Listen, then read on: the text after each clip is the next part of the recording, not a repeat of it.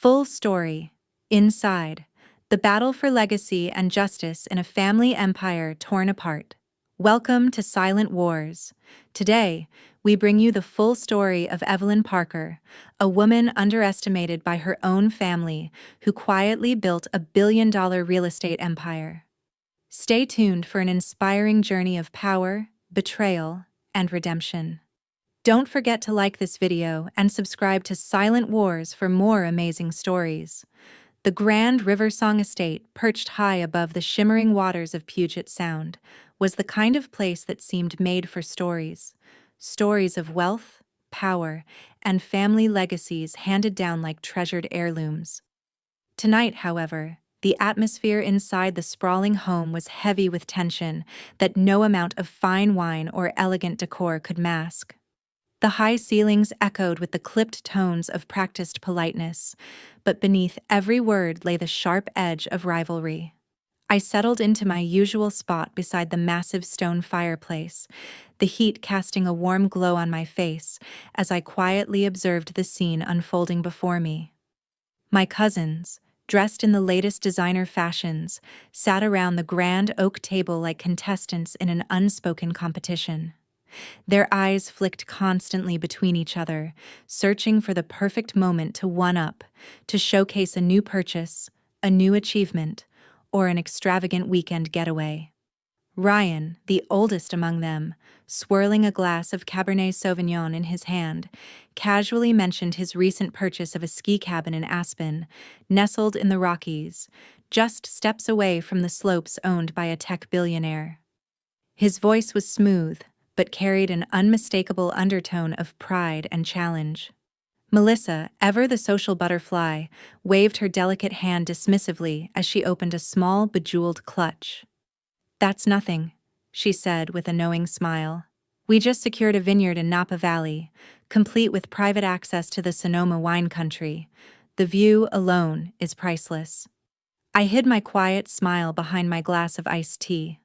I knew the truth they didn't, how little they understood the quiet empire I had built, piece by piece, through years of careful, calculated investments. The small condo I called home in downtown Seattle was more than just a place to live. It was the heart of my portfolio, the hub of Cascade Properties, a name unknown to most, but one quietly acquiring and restoring buildings across the region. The room buzzed with superficial chatter, but beneath it all, the tension was palpable. Sharp glances exchanged over crystal glasses, subtle smirks masking simmering insecurities, and the unspoken question hanging in the air: who truly held the power? My presence was a quiet disruptor, a secret weapon that none of them could see coming. Aunt Grace, perched at the head of the table with pearls that caught the candlelight, broke the momentary silence. Her voice was sweet, but the words carried an unmistakable sting. "Evelyn, you've been rather quiet tonight," she said pointedly, her eyes narrowing. Ryan's lips curled into a smirk as he leaned forward, the faux concern dripping from his tone. "We were just wondering about your living situation." The room turned to me, all eyes sharp and expectant. I set down my glass deliberately, steadying myself for the moment I had planned for years. The quiet underdog was ready to speak, and tonight, the game would change. While Ryan casually boasted about his mountain cabin tucked away in Aspen, Colorado, with its breathtaking views of the Rockies and ski slopes just a stone's throw from his doorstep, Melissa chimed in with her own display of luxury, a sprawling vineyard estate nestled in the heart of Napa Valley, California. She described, with the flair of someone used to admiration, the rolling hills and private wine tastings she hosted for high-profile guests. Both of them reveled in their apparent success, unaware that their assumptions about me, Evelyn Parker, couldn't be further from the truth. They pictured me as a struggling tenant, a woman barely scraping by in a modest condo somewhere in downtown Seattle, renting a small space on the 11th floor of an aging high-rise. The faint hum of the city streets below, the occasional creak of the elevator, and the patchwork of apartment lights flickering at night. They thought those were my world. But behind those unassuming walls, far from their lavish estates, I had quietly constructed something far greater than mere ownership of property. For over a decade, I had been building a real estate empire piece by piece, a carefully curated portfolio that no flashy ski cabin or vineyard could rival.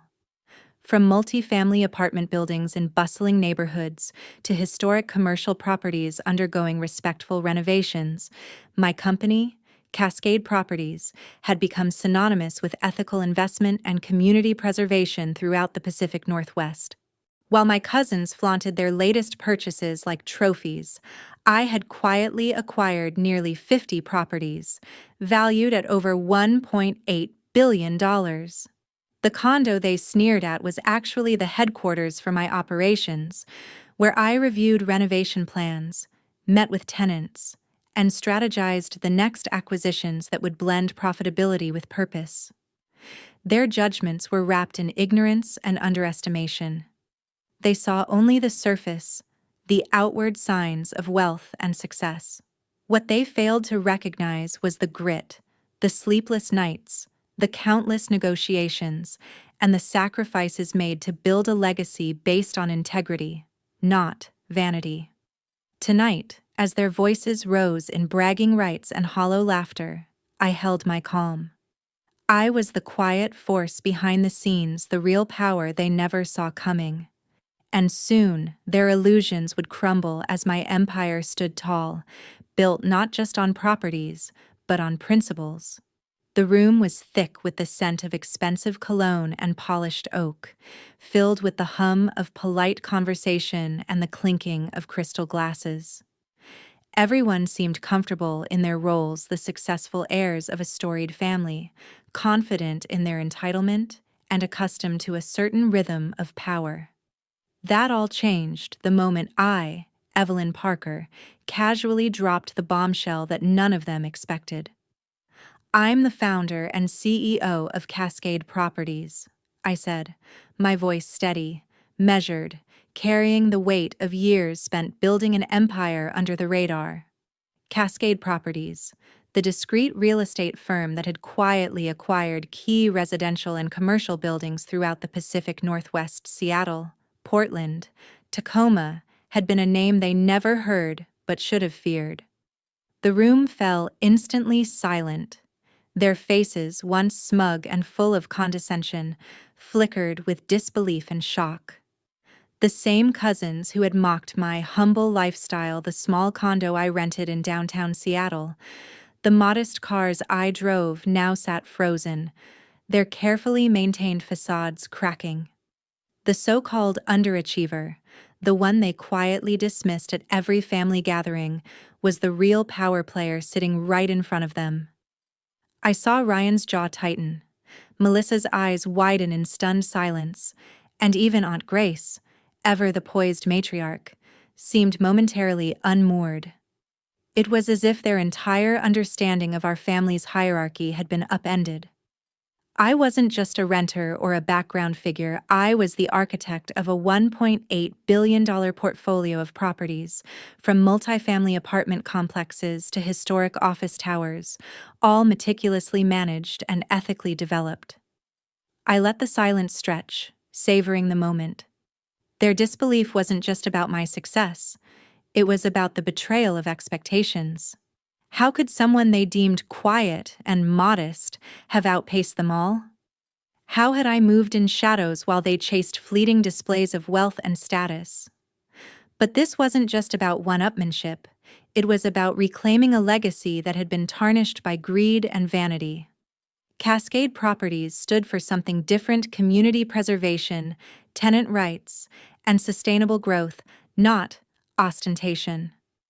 As I looked around, I realized this revelation was a turning point. The game was no longer theirs to control. The quiet one had spoken, and the room, once so full of confidence, now hummed with a new tension, the dawning awareness that the power balance had irrevocably shifted. The Parker family name once stood as a beacon of integrity and community stewardship throughout the Pacific Northwest. For generations, Our ancestors had built neighborhoods where families thrived, where tenants were respected, and where every brick laid was a testament to values larger than profit. The legacy was not just in buildings, but in hearts. The promise that our name meant something real, something honorable. But over the years, that promise had been broken, twisted by greed and neglect. I watched in quiet horror as relatives, once trusted guardians of that legacy, began funneling funds meant for property upkeep into their personal luxuries. Expensive vacations in the Hamptons, lavish parties in penthouses, and luxury cars replaced the routine repairs and tenant improvements that had once been the hallmark of Parker properties. The buildings themselves, once well-maintained, started showing the cracks of abandonment, not just in the crumbling facades, but in the disintegrating trust of the communities who called them home. Tenants' families who had lived in some cases for decades began voicing complaints about broken heating systems in the dead of winter and leaky roofs that no one bothered to fix. Affordable housing units were quietly converted into upscale rentals, pricing out those who had long been part of the neighborhood's fabric. The Parker name, once synonymous with fairness and respect, had become a symbol of betrayal to the very people it was meant to serve. Determined not to let history repeat itself, I took it upon myself to expose the corruption that had taken root within our own family. It wasn't an easy path. Confronting relatives meant challenging not just their actions, but their sense of entitlement. There were hushed threats, veiled warnings, and countless moments when giving up seemed like the easier choice. But the weight of our family's name, the memories of what it once represented, pushed me forward. Gathering evidence was painstaking. I pored over ledgers, audited expenses, and cross-referenced invoices that revealed inflated charges and phantom vendors.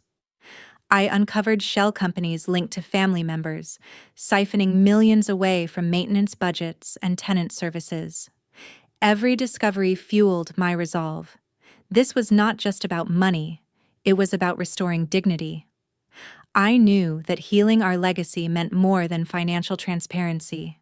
It meant recommitting to the communities that trusted us, repairing broken relationships, and rebuilding a foundation grounded in accountability and care. The road ahead would be long and fraught with resistance, but reclaiming the honor of the Parker name was a cause worth every sacrifice. With forensic accounting reports meticulously compiled, I stepped into the boardroom carrying the weight of years of hidden truths. The air was thick with anticipation, though the family members seated around the polished mahogany table believed the meeting would be just another routine discussion. They were wrong. As I began to lay out the evidence, the room's atmosphere shifted palpably, comfortable facades faltered, and the illusion of control started to crumble. The first documents I presented were invoices, each one more damning than the last. Line items inflated well beyond market rates. Roof repairs billed at nearly $250,000 when similar projects in Seattle averaged $75,000. Maintenance funds, meant for essential building upkeep, had mysteriously dwindled, redirected into personal accounts and luxury purchases. My voice remained steady, but inside, a storm of emotions raged. This was the moment when years of deceit would be exposed, and I was ready. As I detailed nepotistic contracts awarded to family-owned companies without competitive bidding, eyes widened in disbelief. Whispered conversations ceased abruptly, replaced by gasps that echoed softly off the conference room walls. Melissa's lips parted in shock, her confident veneer slipping for the first time that evening. Ryan shifted uncomfortably, his usual smirk replaced by a tight-lipped silence. The audit revealed a network of financial manipulations that had allowed certain family members to use the Ashcroft estate's resources as a personal ATM. Luxury vacations in Miami, expensive dinners charged to building funds, and invoices for services that never materialized, all traced back to those who had once claimed to uphold our family's legacy. Aunt Grace, seated near the head of the table, clutched her pearl necklace tightly, her expression flickering between shock and denial. The room felt suspended in time, each revelation a fresh blow to their carefully constructed reality. This wasn't just about money, it was a betrayal of trust, a fracture in the foundation of our family's name. I concluded the presentation with a firm declaration: transparency and accountability would replace secrecy and abuse. The era of shadow budgets and nepotism was over. The legacy we inherited demanded better. As murmurs of concern rippled through the room, I caught a glimpse of the true impact these revelations would upend their comfortable world, forcing them to face consequences long overdue. And for the first time, I saw the possibility of genuine change. In the midst of the storm I had unleashed within my family, an unexpected beacon of hope appeared: my father. Once distant and indifferent to the nuances of the family business, he now approached me with an openness that surprised everyone, especially me. It was late one evening in his study, the city lights of Seattle twinkling through the windows, when he finally admitted his desire to truly understand the company that had grown beyond all expectations under my leadership. His voice carried a mix of humility and hope, a rare vulnerability that made me realize this fight wasn't just about power, it was about legacy and connection. "I want to learn," he said quietly, not as the patriarch who demands respect, but as a student eager to understand. "Maybe together we can rebuild what's been broken." The sincerity in his eyes touched a part of me I thought had long been closed off. For a moment, the weight of years of silence and distance between us seemed to lift. But the fragile hope of reconciliation was met with fierce resistance from Ryan and Melissa. They viewed my father's shift not as a sign of progress, but as a direct threat to their carefully guarded control. The siblings, united by greed and fear of losing influence, launched a relentless campaign to undermine me at every turn. Threats of lawsuits loomed large, aimed at draining our resources and shaking the confidence of our investors. Whispers of damaging media leaks circulated, promising to tarnish my reputation and destabilize Cascade Properties. Melissa's voice was sharp and unyielding in board meetings, while Ryan employed every tactic at his disposal to rally allies against me. The battle lines were drawn clearly. It was me and my father on one side, and the entrenched family faction fighting tooth and nail to maintain their grip on power. The tension seeped into every interaction, turning family gatherings into minefields of suspicion and thinly veiled hostility. Yet through it all, my father's commitment never wavered. He attended every meeting, asked thoughtful questions, and gradually began to rebuild trust with me and the management team. His transformation gave me strength, reminding me that beneath the conflict lay the possibility of healing. Still, the road ahead was treacherous. The legal threats and media storms threatened to consume us, but my resolve only grew stronger. This was more than a business battle, it was a fight for the soul of our family's legacy, and I was ready to see it through, no matter the cost. Unlike my cousins, who chased after flashy developments and quick profits, often bulldozing neighborhoods without a second thought, my mission was profoundly different. I wasn't interested in tearing down communities to build sterile luxury towers or upscale condos priced beyond the reach of everyday families. Instead, I dedicated myself to preserving the spirit and history embedded in the buildings I acquired. My focus was clear: protect the tenants who had called these places home for generations and honor the stories woven into the bricks and mortar. One of my proudest achievements was the restoration of the West Lake Apartments, a century-old complex nestled in a quiet Seattle neighborhood.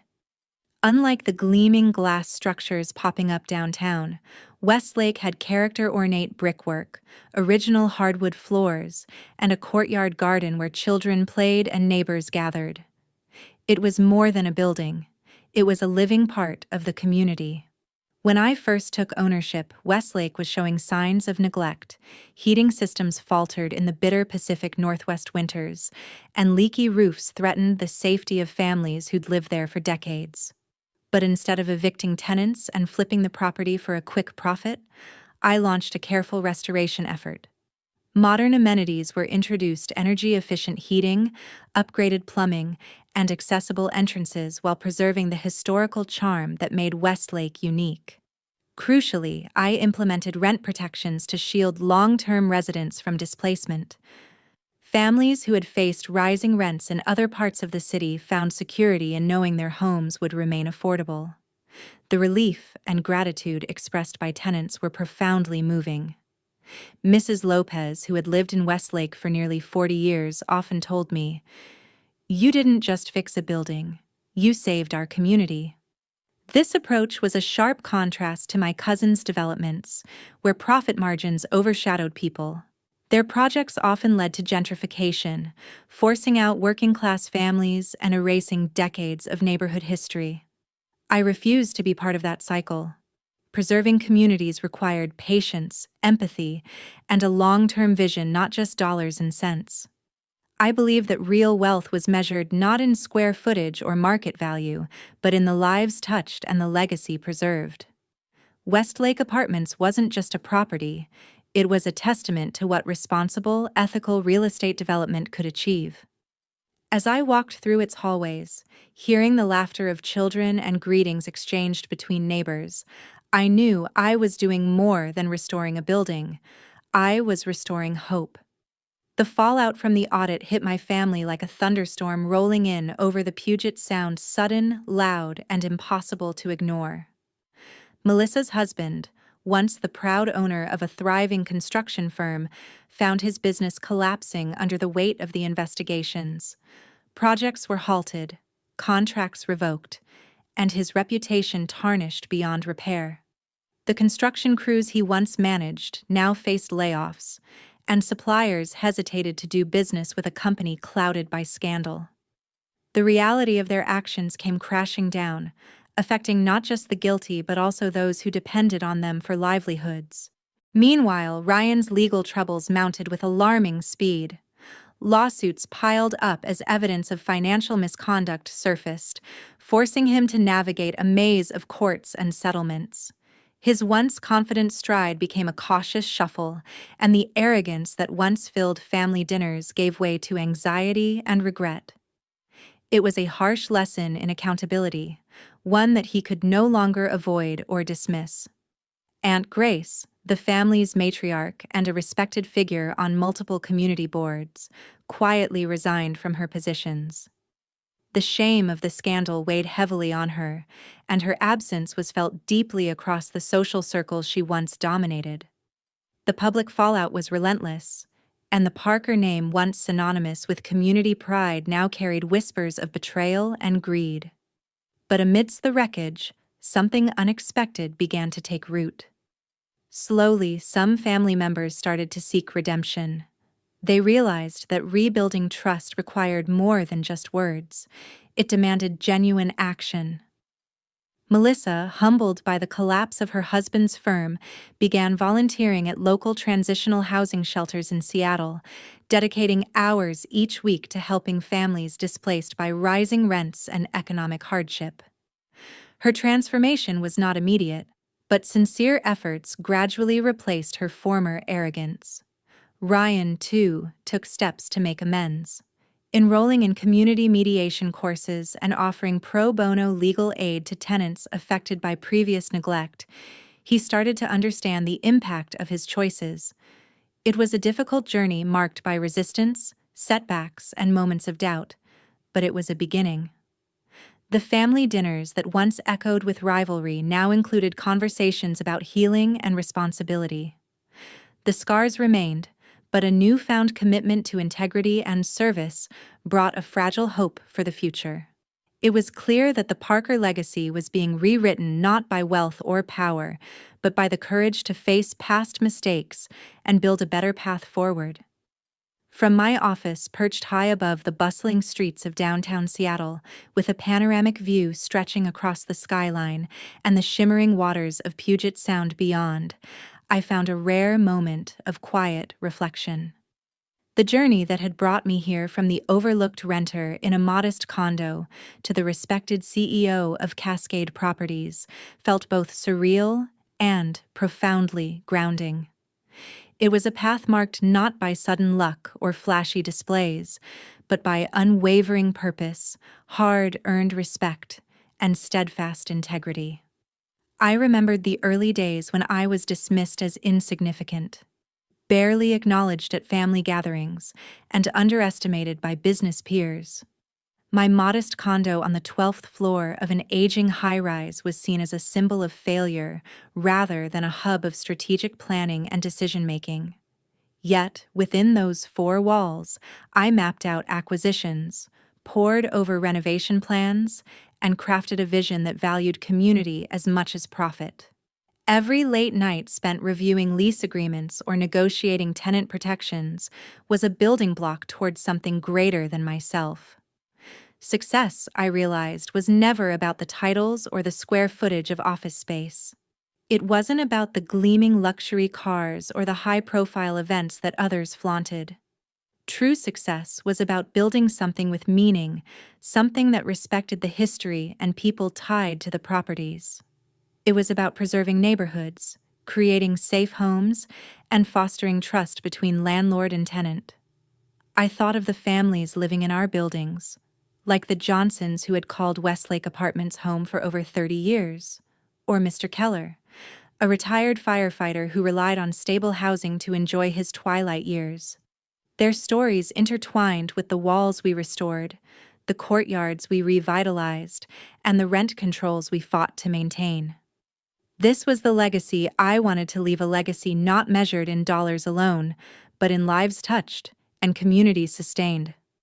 As the sun dipped behind the Cascade Mountains, casting a warm glow over the city, I felt a profound sense of responsibility. The title of CEO was more than a job. It was a commitment to uphold values that transcended generations.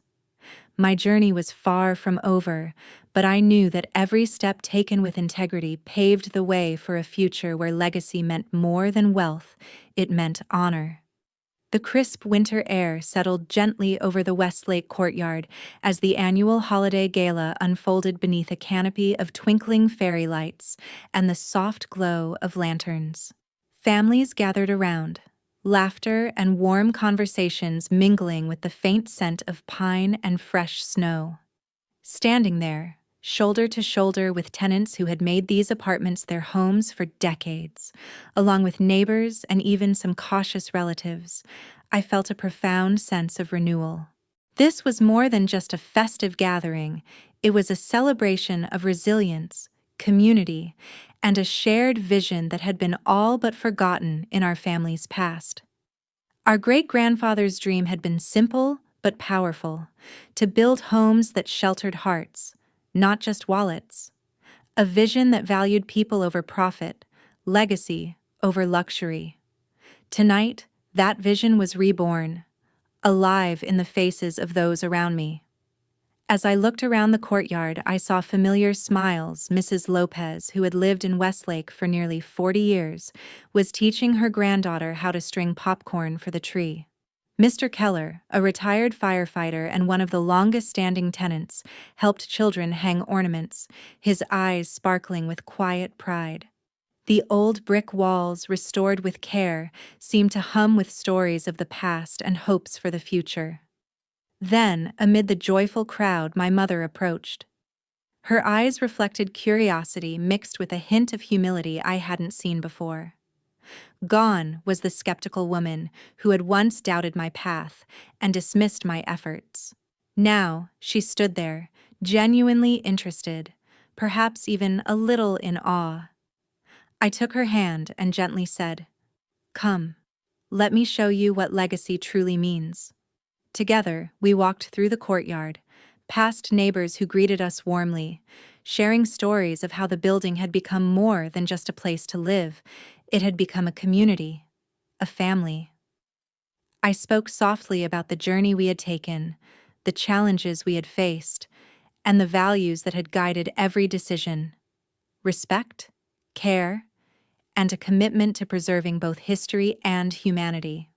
It wasn't about flashy facades or empty status symbols. It was about nurturing connections, creating homes where memories could flourish, and honoring the promise made generations ago. That night, beneath the stars and soft glow of the holiday lights, I realized that true wealth was not measured in dollars, but in the warmth of community and the strength of shared purpose. It was a new beginning not just for me or my family, but for everyone who called Westlake home. In life, true success is not measured by wealth or status, but by the values we uphold and the positive impact we leave on our communities. The story reminds us that integrity, respect, and care for others are the foundation of a meaningful legacy. For seniors, this message resonates deeply. Our greatest achievements often lie not in material possessions, but in the relationships we nurture and the kindness we share. As we age, it becomes clear that preserving community and supporting one another create lasting bonds that enrich our lives far beyond any financial gain. The story encourages us to value humility, patience, and perseverance, showing that quiet dedication and thoughtful actions can build something truly enduring. It teaches that even when faced with adversity or being underestimated, staying true to our principles and investing in others can lead to profound fulfillment and respect. Moreover, it highlights the importance of family reconciliation, forgiveness, and healing. Life's challenges can strain relationships, but choosing to rebuild trust and understanding fosters peace and connection, essential for emotional well-being in our later years. Ultimately, the lesson is that legacy is not about what we inherit, but what we create through love, service, and commitment to the greater good. For seniors, embracing this perspective can bring purpose and joy, inspiring us to contribute meaningfully to the lives of those around us and to leave behind a world that is kinder and more compassionate.